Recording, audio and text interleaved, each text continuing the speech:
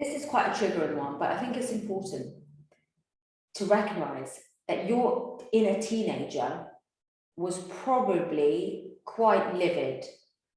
And you might be listening to this, and at first you're thinking, no, I was not angry as a teenager. I was actually living a really good life. I was really calm, really happy, blah, blah, blah. Right. We can stay at that level, or we can go deeper and go into the shadow where we don't like to go, and we can really start to process a lot. And why is it important to process anger? Because anger is fire.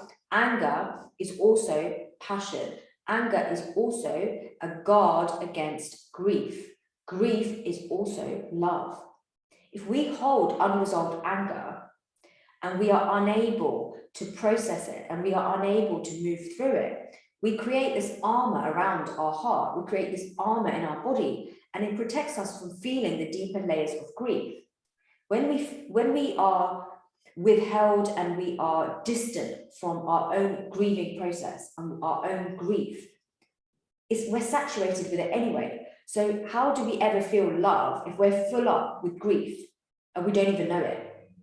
It's not something that we necessarily talk about very easily with friends, with family. We don't often talk about being, the grief that we're holding, and grief is often associated with bereavement, but that's not all that grief is. So thinking about armor and anger as an armoring process, and how actually unlocking and healing the roots of the anger can actually release a lot of fire, a lot of passion, a lot of willpower. People who have a lot of buried and suppressed anger find it very difficult to get things done, because all of the willpower, all of the drive forward, all of the passion, all of the conviction that they have within themselves, all of that fiery passion is really not able to be expressed because there's so much anger. The thought of even unlocking it and starting to open up that box is too overwhelming. So it's all suppressed.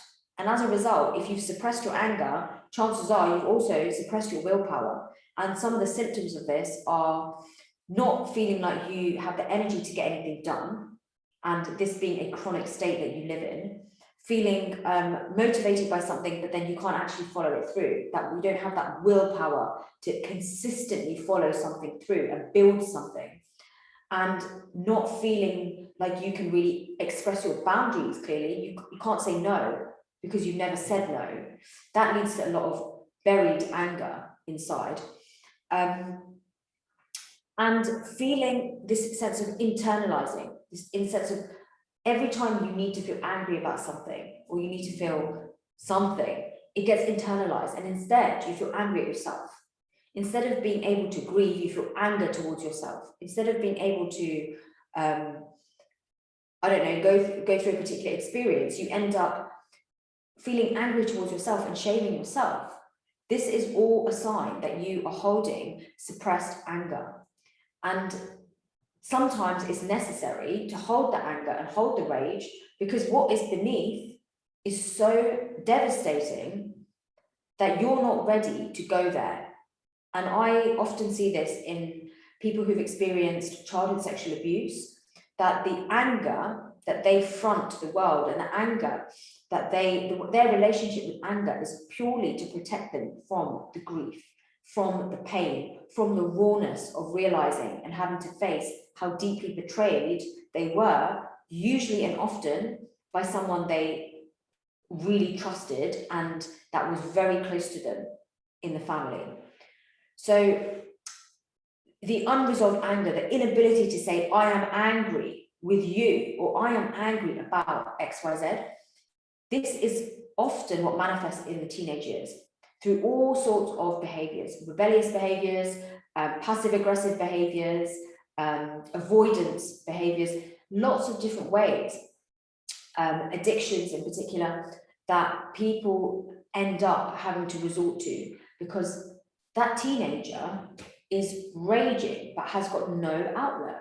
It's not allowed to be angry. And we see that a lot in the world that we live in. A woman that's angry is out of control, hysterical. A man that's angry is dangerous and lethal, right?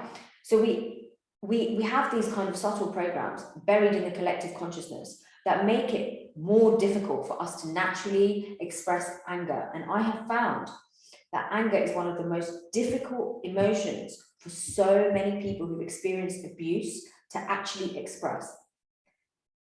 It's like it's buried so deep, and yet at the same time, they can't find the energy to bring to their life. And it's all lying behind this door that has anger on it. And the anger is waiting to be safely expressed. When anger is not safely expressed, it comes out in all sorts of murderous and distorted ways. We see that in the world around us as well. If you want to know more about that, you can listen to my podcast, which is called Masculine Rage, Murder and Womb Healing. And it talks about the importance of men healing their wombs and returning to womb and returning to their roots in order to avoid what we have today, which is such a high rate of murder all around the world, right? And where this murderous rage comes from and why it's inherently related to the womb, to in particular men's first experience of being in the womb, of being mothered, of being parented, of being nurtured, and often of these processes going very wrong, of being abandoned, of being betrayed, of being neglected, of being of never being met at the place where they needed to be met as little boys and as young boys. So this is also true for women. I work with a lot of women who are holding this deep, deep rage that they cannot and will not let out of their bodies. Why is it so hard to release rage? It's very hard to release rage because deep inside we have these programs that say if you do this, it makes you a bad person. If you release your rage, you might kill someone. If you release your rage, you might hurt yourself. It's all about survival. If I hurt someone else, I could be kicked out of the tribe. I could be kicked out of the group, the family. I will no longer belong. If I don't belong, I have now been outcasted. And if I'm outcasted, I can't survive, not on my own. That's the very primal and young mind working, right? So I never get angry, even when I'm raging inside. And you can see it in someone's body, you can feel it, right? When they have this suppressed anger and they can't find a way for it to move through their body. Their body doesn't move. It's generally very rigid, very held. Nervous system is very tightly wound, activated. There's no vagal tone. It's very, at any moment they could kind of turn and switch. They find it difficult to navigate their own internal world, internal sensations, because the rage is there, right? Going in means you're going to meet the rage, and then anything can happen. And generally, if that work has not been done, it can lead to this overwhelming feeling of death. So expressing my anger means death. I die, someone else dies. Can you see how rage, especially held in the teenage years, often created earlier in life and suppressed, often has led to what we see in the world today, right? This murderous level of dysfunction. And the armoring that it provides, the rage provides this armor that means we never have to go into the grief, the tears, the sadness, that pain. It keeps us away from that. So it's very common when people have had very challenging childhoods for them to just hold it all in. And as a result, they're stuck, unable to move forward, unable to find a flow because they're so emotionally stagnant, so emotionally pent up that there's no flow, right? Their fluidic body, their emotional body is just stagnant. The lymphatic system is blocked. Every time they try to do something, big block. There's a huge block there. They can't move through it. And it becomes very easy to externalize and to say, well, I blame the world, I blame COVID, I blame politicians, I blame everything else except taking ownership of my own wounds. And eventually, history will repeat. You get stuck time and time again, and you'll find it very difficult to move through into a new plane and a new dimension of living and really fulfill your dreams if you're unable to heal the roots of where the rage comes from and then go into the grief. And everybody's holding grief and rage. Every single human being is holding grief and rage. but learning how to safely express it is really, really powerful. So I often help my clients to do this somatically, to be in a safe space where they're not going to be judged, where the field is still, where they are already in a therapeutic process and they know the importance of the rage that they need to release and they are starting to connect with it. That process of gradually starting to connect with the anger, with the grief, is a process. It takes a little while. It doesn't happen all in one go. And then starting to open up the gates. And the gates are the legs and the throat. When it comes to releasing anger, it's the extremities, right? The throat, the neck, the head, the arms, the legs. How else do we move that energy out of our body? How else do we move it, right? We have to move it through our body. Our legs, if you imagine a child that's angry, what does it do? When it throws a tantrum, hits the floor, starts waving its arm around, screaming, shaking its legs, thumping its legs, right? Why does a child move like that? It's natural, it's instinctive. A child doesn't throw a tantrum by standing in the corner like this, frozen, right? A child learns to freeze when it learns that its environment does not allow it to safely express anger without being punished, for example. But as adults, we've solidified so much that we become completely unable to throw that tantrum. We become completely unable to move our bodies in rage. And the thing about rage is it's so sacred because it gives you access to all of this life force, right? This life force, this potency within you, this passion, this fire, this is what drives you. This is what enables you. This is what allows you to dissolve the big block that's in your way, stopping you from getting to where you want to be. So safely releasing rage in a therapeutic healing process where your nervous system is being held so that you don't drop into a place of too much overwhelm. You know, it can be through pushing against objects, it can be through punching pillows, it can be through squeezing, it can be through shaking your legs, it can be through shouting, screaming, yelling, vocalizing, it can be through drumming, it can be through, notice it's always about movement, right? Movement and sound. You cannot release suppressed rage by standing still. You cannot release suppressed rage by sitting still in meditation and just saying, I'm just releasing my suppressed rage. It's not real. It's not real. The charge in your body that has contained you needs to be felt. And when you feel that charge, it's electrical charge in your nervous system. Your muscles are going to start moving, right? Your tissues are going to start moving. So if you're not moving and you're trying to have a release of rage, at the very early stages, middle stages of your healing journey, right?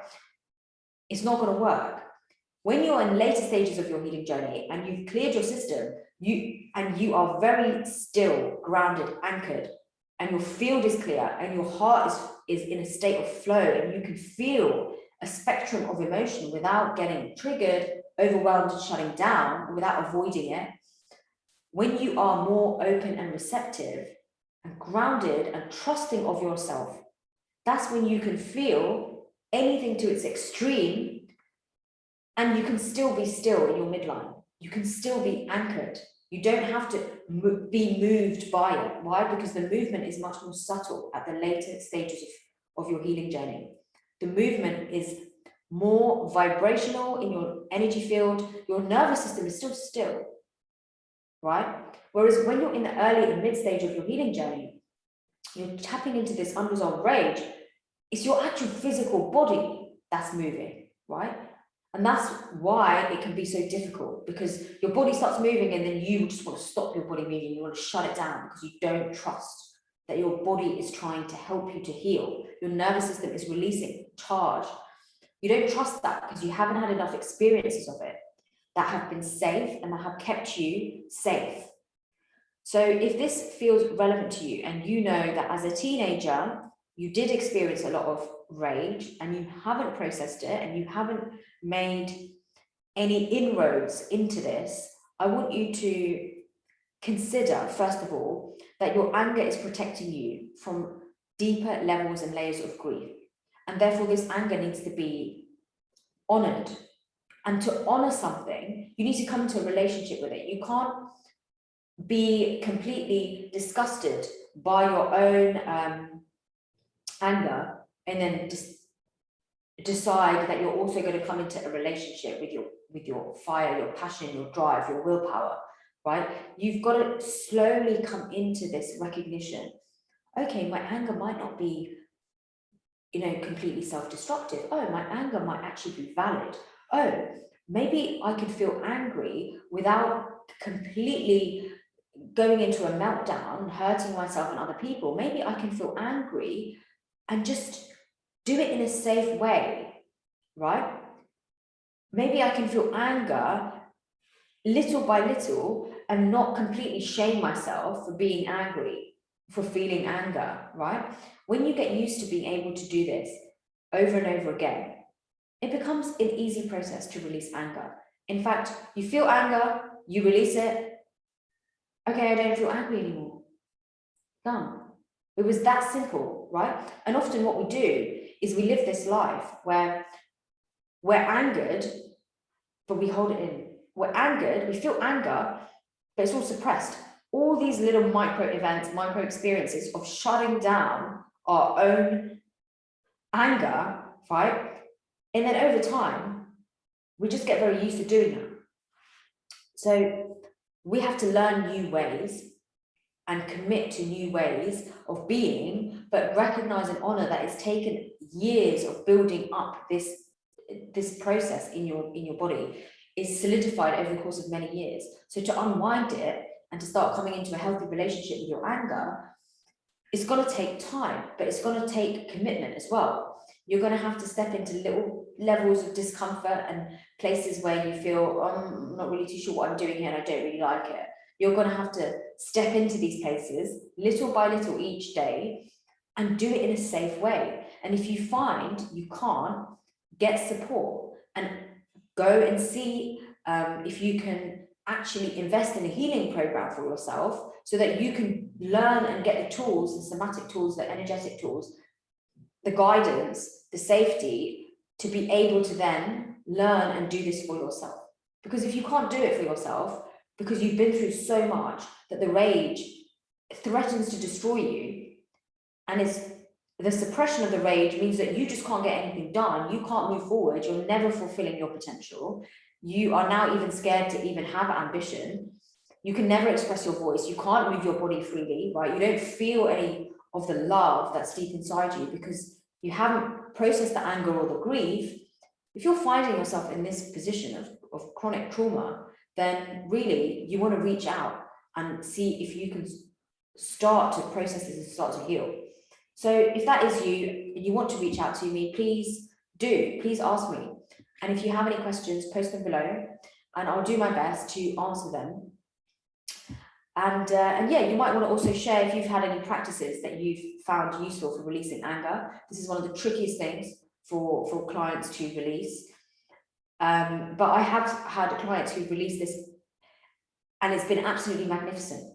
They've raged and screamed and hollered and thrown their body around in a safe way because I'm holding them, and they have been able to just shed and flush out so many decades of pent-up, unresolved anger. And the freedom, the stillness, the spaciousness, the openness that they feel after that, the flow that they're able to feel, it's liberating. That's the word I will use. It's liberating for them. You and only you decide if you're ready to liberate yourself. You know what is holding you inside. You know how it feels, what is stopping you from doing. If you're ready to liberate yourself, your liberation will be far more important to you than any sense of, oh, I'm going to be embarrassed if I release my anger. Oh, I'm going to be, I don't really have any anger. I'm not an angry person, right? It's going to be more important than any kind of avoidance or fear, because quite frankly, your desire to grow and heal yourself and fulfill your true potential and be who you really are and feel that freedom, that trumps everything. And that means when you get to that place, that means you're really ready to do depth healing work.